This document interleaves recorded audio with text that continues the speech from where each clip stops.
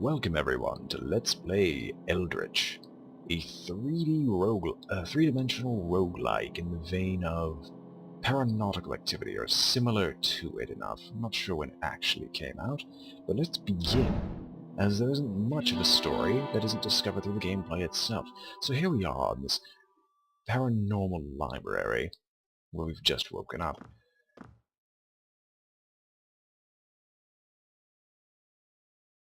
Our main character is female, which I'm going to make blonde, because why not? I don't know what to actually make a main character. We can go with any customizational options that we can think of, no matter how strange they might look.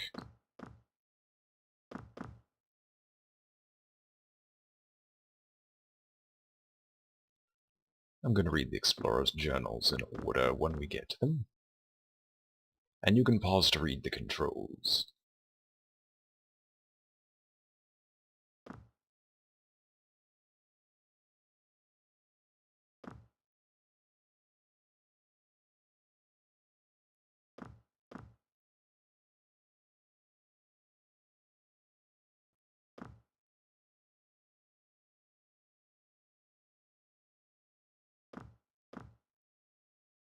Right, you got all that? Well, let's begin with the main game, shall we? Or some of the main mechanics. These are artifacts. Artifacts are these mystic talismans that are used throughout the game for various purposes. Sometimes shops, sometimes powering your magical abilities, and other such things. As I've played this game once before, I have some stored in my bank, and normally I just store everything extra in my bank because I don't use magic that often. And I don't see much need for it. That book leads to the expansion of the game. These first 3 books are the books related purely to the main story. But let's hunt through this library in order to get the full story.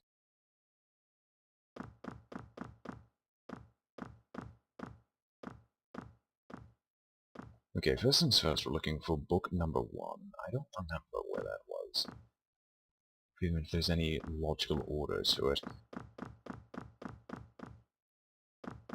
Well, we might as well start with Explorer's Journal. Explorer's Journal, page 2. This library seems to go on forever. I am no longer certain that there is a way out. It feels as if I'm somehow reliving the same experiences, day after day, endlessly. If I'm to find an exit from this madness, I believe it'll be through those obscene, glowing books. There is an unimaginable power in those pages, and unspeakable horror. It seems that the spirits of ancient deities lie dormant within the books, though I know not for what reason, but their collected power must be the key to my incarceration in this labyrinth. Well, aren't you high and mighty main character? Thinking ancient gods are purely there to stop you from being able to leave? In the top right corner you can see our map.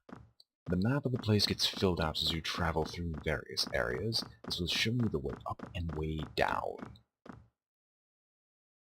And I'm going to try to get the books in order.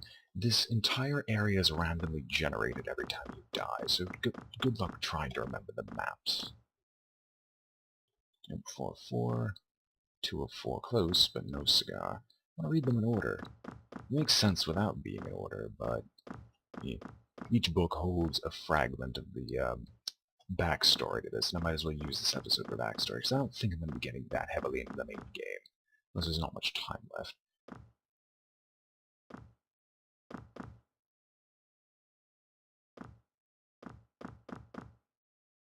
Here we are. The History of the Library, Volume 1 of 4. Legends tell of a catastrophic event thousands of years ago, when Earth fell to the wrath of the Old Ones. The few survivors discovered an ancient rite which they used to seal the dreadful beings in a labyrinth prison.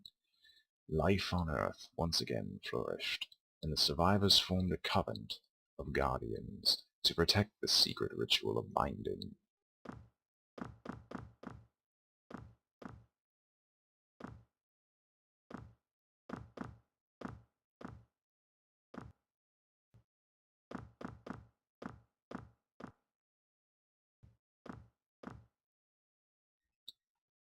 Thousands of years passed, and the Old Ones slumbered in their prison. In the late 19th century, archaeologists in Arabia unearthed the site where the binding ritual had been invoked. The disturbance rippled through the fabric of the cosmos and awoke the ancient beings. Forgotten horrors spilled forth, and Earth was once again in peril.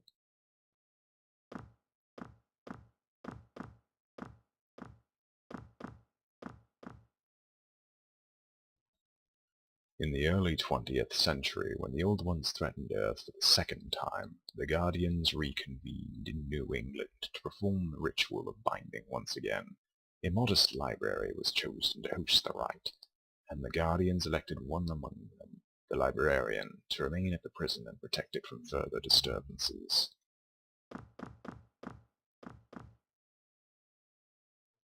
At a small library in New England, the Guardians performed the arcane ritual of binding to imprison the Old Ones. The librarian, a singular guardian chosen to protect the site, was locked away with the terrible beings. But unbeknownst to the other Guardians, an errant word spoken during the ritual shattered the librarian's mind and memories. So that's the story, and here we are, trying to escape our confinement. There isn't much else to do here, so we might as well get into the main book. You can't access the other two without going through the first one, at least.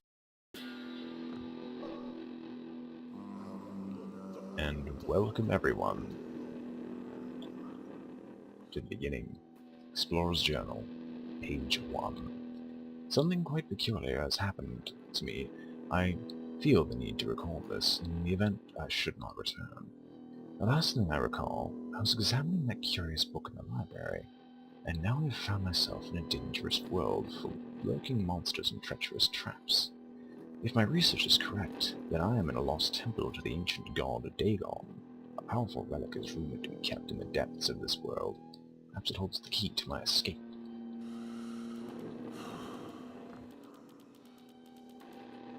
That was a compass that reveals everything on the minimap of consequence.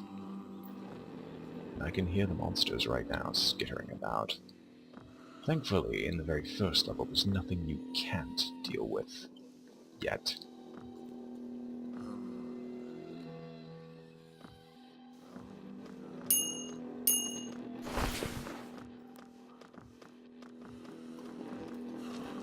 As a forewarning, looting monsters like this game has the mechanic of looting. If you loot a dead monster, the body disappears, and it permits the monster to spawn again somewhere in the level, possibly as something completely different.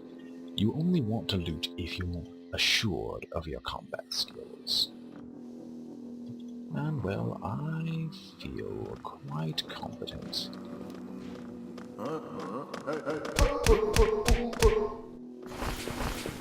Considering I'm a one-man army, I feel quite competent myself. Now here is a shrine to the Old Ones. Before you ask about the sanity destruction that probably will ensue, remember, I did win one for Cthulhu. I think he owes me. And such it was granted. Cloak power. Press the right mouse button to cloak yourself. While you are cloaked, enemies cannot see you. The effect wears off after a short time. Be careful, enemies can still hear you while you are cloaked. And it costs 10 artifacts to use it. I don't find much use of using spells, I just keep hold of them for emergency's sake.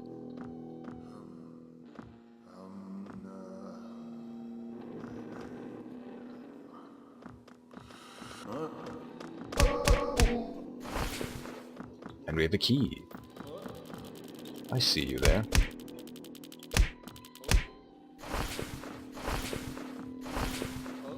I can't lower the volume, unfortunately. The volume will have to remain at its height, only because of the fact that the volume options are rather sparse in this game. You have master volume and volume, and nothing more. So I'm sorry if it's a bit loud, but there's not much I can do about that.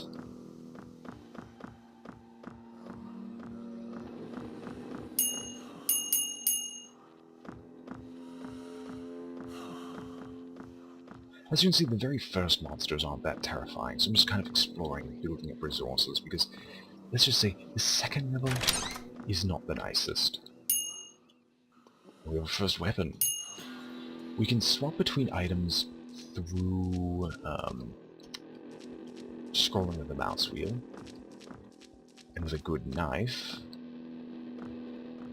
and some assassination tactics, we can instantly kill most opponents.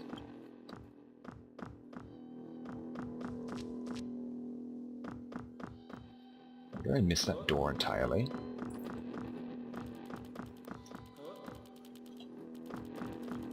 I did miss that door entirely.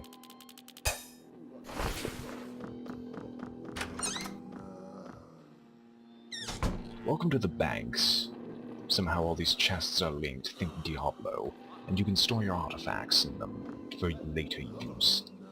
And if you can also unlock these doors through some means, you gain access to whatever riches are inside. Unfortunately, I don't have such an option right now, so I need to press on.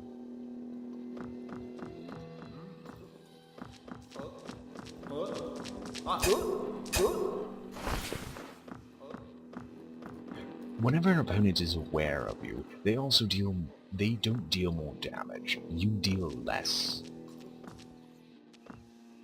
Which of course makes killing them quite difficult, so it's usually for the best if you remain hidden, but these enemies are so weak right now, I don't have to worry. Not really in the vein of Lovecraft, but I think we can let that slide for game mechanics.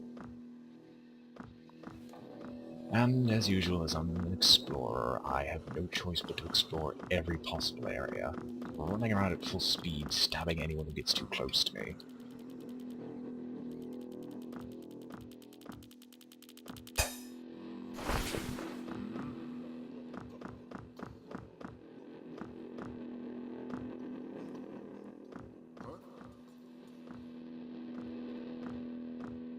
Trust me, the noises that these people make don't get any less disgusting as we go along.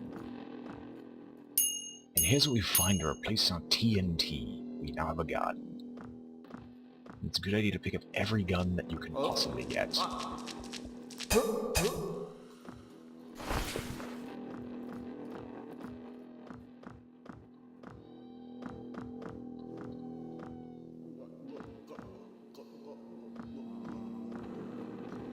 That is the exit, that is our goal, but I'm exploring for power's sake and artifacts. Because of what might come up later.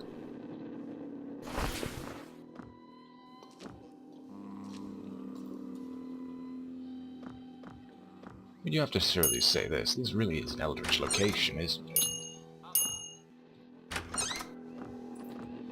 And here's a shop. Hello there. Fishman smiles weepily at you. Welcome, stranger. Please buy something. I have so many good things in my shop. And what the frick was that accent? Oh well. Now, as any good roguelike stands... As any really good roguelike stands... You can steal from the shop and get into a outright duel, and probably end up dead.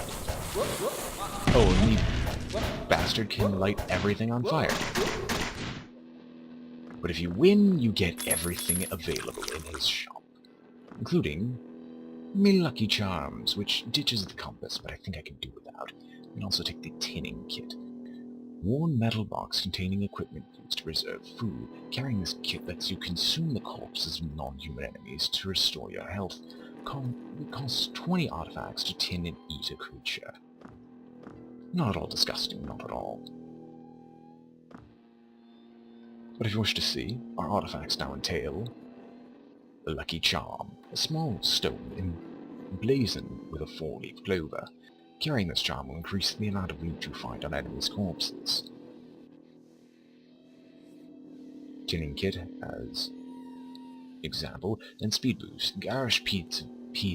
A garish pair of boots decorated with feathers. Wearing these boots lets you run faster than normal. And as for my style, everything here fits perfectly. And I'm just going to loot all the bullets.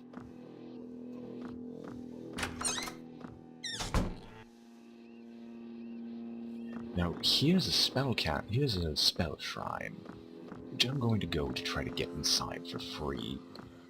But unfortunately, that's not always the case. A possibility.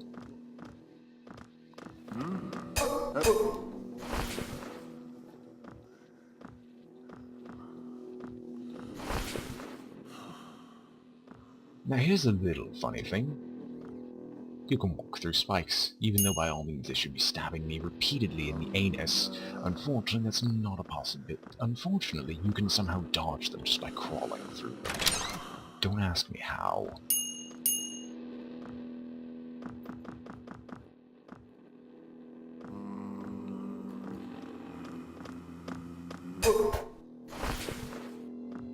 Worth it.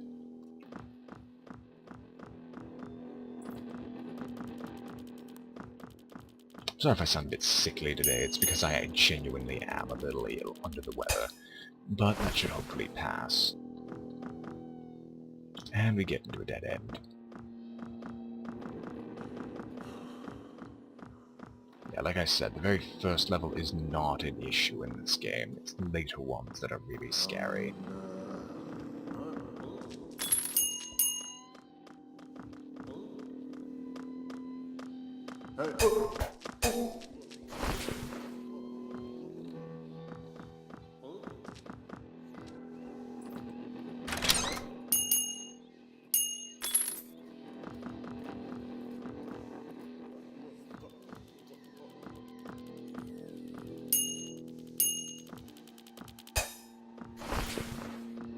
Give me all your bullets, ammunition, and items, because I know it's going to appear sooner or later, and I don't want to try to deal with it. Or have to, I should say.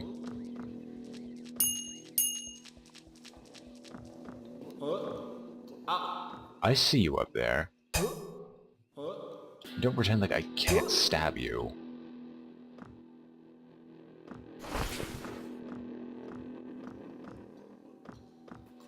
Oh, we went in a huge bloody circle. Where are we now?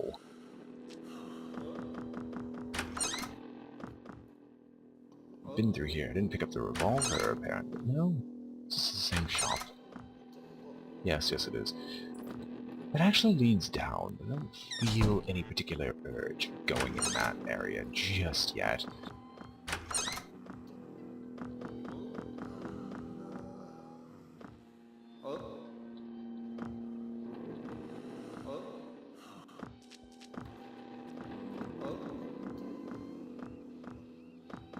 I will get in there without having to waste a key. There we go. See, it wasn't that hard. This is a resonant statue. The statues always remain the same with what spells they give you, and I think this one's a really good one. No, it wasn't. Not.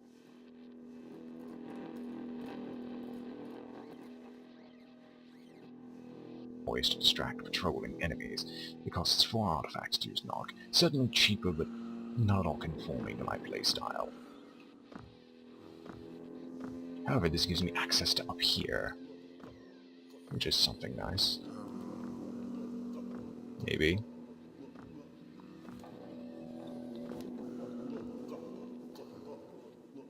I don't deny that the sounds and ambient noise do cause a good source of tension in this game.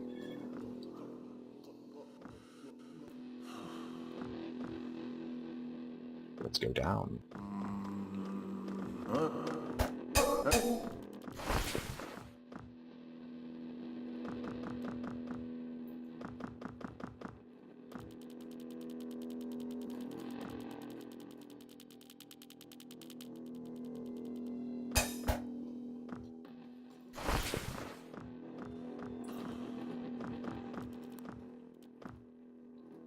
Have attempts just to blow a hole in the wall because I just went in a huge circle. You see, it's not all the time that platforms work out in your favor. Oh, come here, come here, come here. Oh, you can walk through there just fine. Bloody crouched over being stabbed in the foot. Why are you saying that I can go down when I clearly can't? I'm going in another circle. Okay, where do I go down from here? Did I just do a huge jump slide? I never knew that I could do that.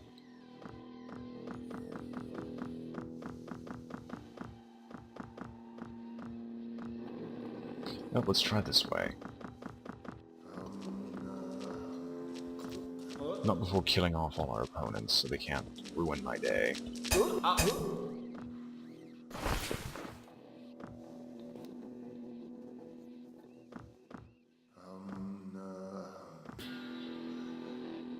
I thought I broke my legs there for a minute. I don't remember if this game actually has fall damage, or I'm just being really stupid about it. If it does, I'll be severely disappointed. I just went another huge... Yeah, let's just go. We're not getting anywhere with this. We will get somewhere with this, though. Because I think that is the entrance to the next area. Off there in the corner.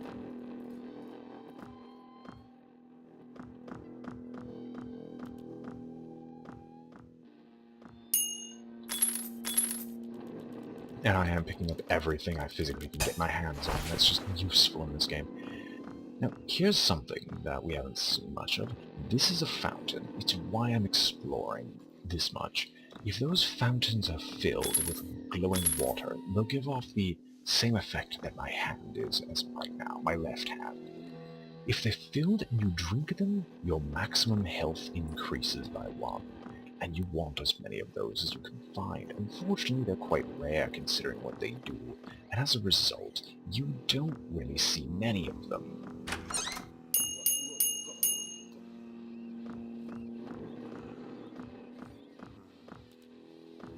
If I saw more of them, well, that'd be nice, but I don't have that as an option.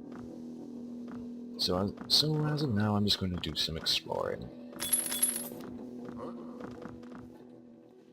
Ah, there's the passageway down. Here is just a crawl space, and my eye itches. I've been staring at a computer screen for far too long.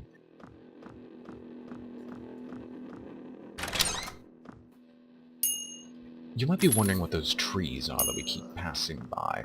I'm ignoring them for now because I haven't seen an example to show of anything remotely useful as of now.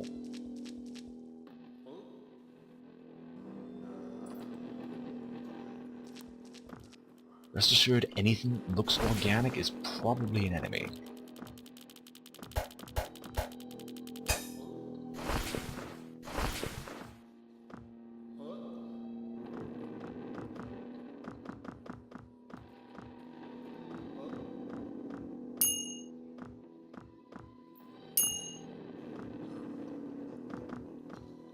Now, we didn't seem to luck out with getting a fountain here, although we can always go back, I think, to previous areas to search for them if we feel any need to.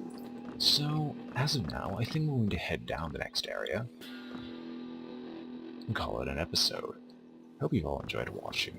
This has been Brainboy20 with Let's Play Eldritch, and I am signing off.